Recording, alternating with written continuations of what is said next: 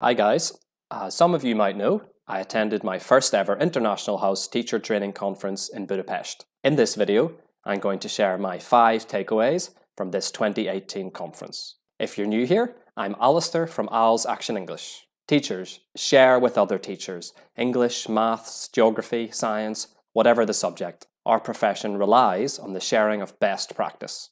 Students, these apply just as much to you. Share with other students. Hold your teachers accountable to these.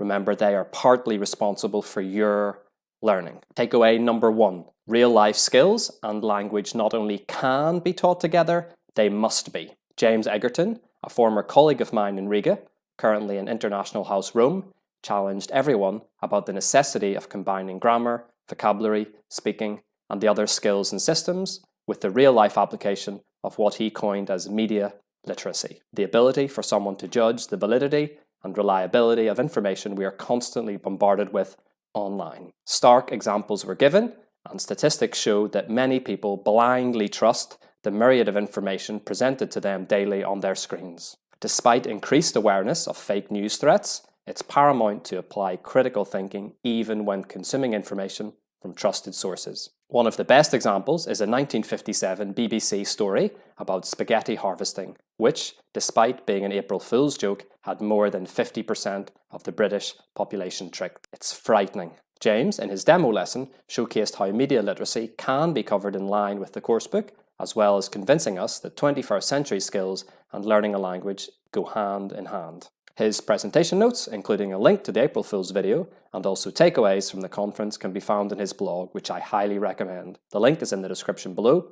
Teachers and students, check it out. Takeaway number 2. Teachers must be learners. My first English language conference outlined just how much we all need to learn from each other. Just like students attend classes, teachers also need to be learning. Attending conferences and participating in regular professional development sessions is essential. This conference taught me how to better teach writing and engage my students in inquiry-oriented educational activities with web quests. As James and I have done, I'd be interested in hearing from other teachers present what their takeaways are. Number 3. Teachers and students must be self-reflective. Esther Baumann from International House Budapest encouraged us to use adjectives to describe ourselves as teachers. Using these adjectives, we had to reflect on how they represented our values and beliefs as teachers and how we valued our learners. There was no right answer. It was refreshing to recognize that throughout the course of a student's learning experience, they will encounter teachers with a wide spectrum of values, all individual and equally valid. I look forward to sharing this session with staff at my school in International House Riga,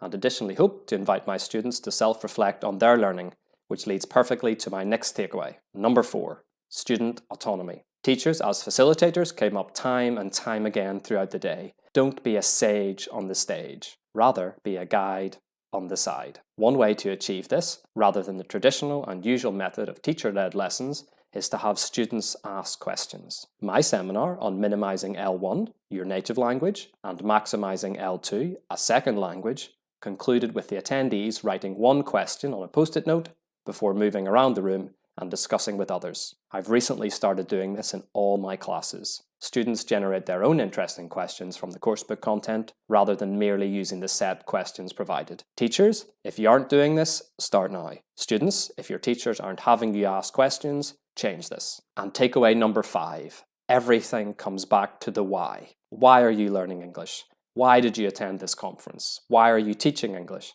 Why are you watching this video?